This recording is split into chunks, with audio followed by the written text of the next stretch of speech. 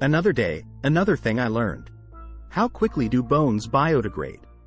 It depends on what kind of soil they are buried in, but from 6 years to thousands of years. The bones we have of dinosaurs are not actually bones but fossils. If a dinosaur dies in the right conditions, minerals can replace the calcium in the bones, creating a fossil that is exactly the same shape as the bone itself, but they are not bones. The oldest real human bones that have ever been found are 233,000 years old.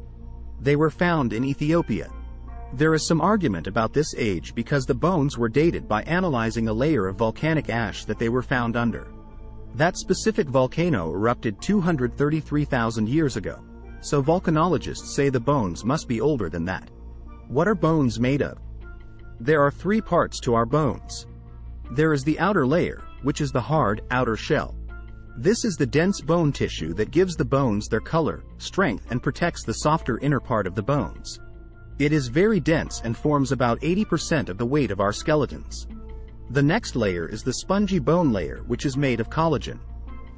This tissue is made of bone cells and is a honeycomb shape because that gives the most support while allowing the bone to be light. This tissue is made of hydroxyapatite, which is a form of calcium. The calcium is constantly broken down and replaced throughout our lives, although this process slows down as we get older. The spongy bone layer allows the bones to be flexible because they would shatter under force otherwise. Then, there is the bone marrow layer. This is semi-solid tissue that makes new blood cells. 5% of our body mass is usually bone marrow, and it produces approximately 500 billion blood cells every day. When someone dies, the body begins to decay straight away. The bacteria that live in our intestines and stomachs to help us digest our food get hungry and go to work on us.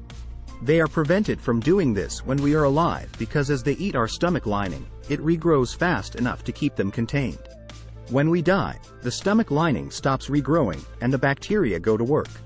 If someone is buried in moist soil, in a warm climate, with a regular wooden coffin, and isn't embalmed, then all but their bones will be gone in about 1 to 5 years. If someone is embalmed and the coffin is much thicker, they can last for far longer than 10 years. However, at some point, only the bones will be left. So, how do bones decompose?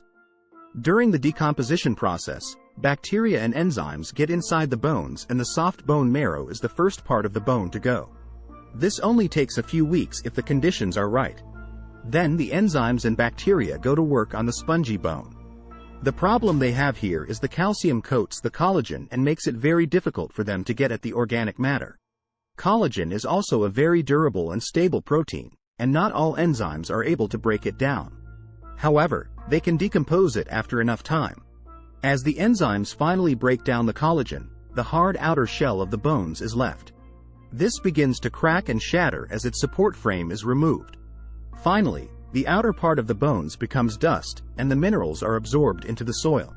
This is a very approximate explanation, and the process varies widely depending on where a body decomposes. Burying a body in the ground slows down decomposition because it is harder for insects to get at it. Using a heavy-duty coffin will also affect the rate. Some coffins can wick away moisture and bacteria don't work well without water. This can cause mummification. This also happens if somebody dies in a hot, dry environment, like a desert. It is far easier for a skeleton to last a long time in a desert than in wet, warm soil. Bodies that fall into peat bogs are also preserved. The peat rots, releasing an acid that kills the bacteria, basically pickling the body. Still, if given long enough, all bones will eventually decay and vanish unless they are fossilized. And this is what I learned today.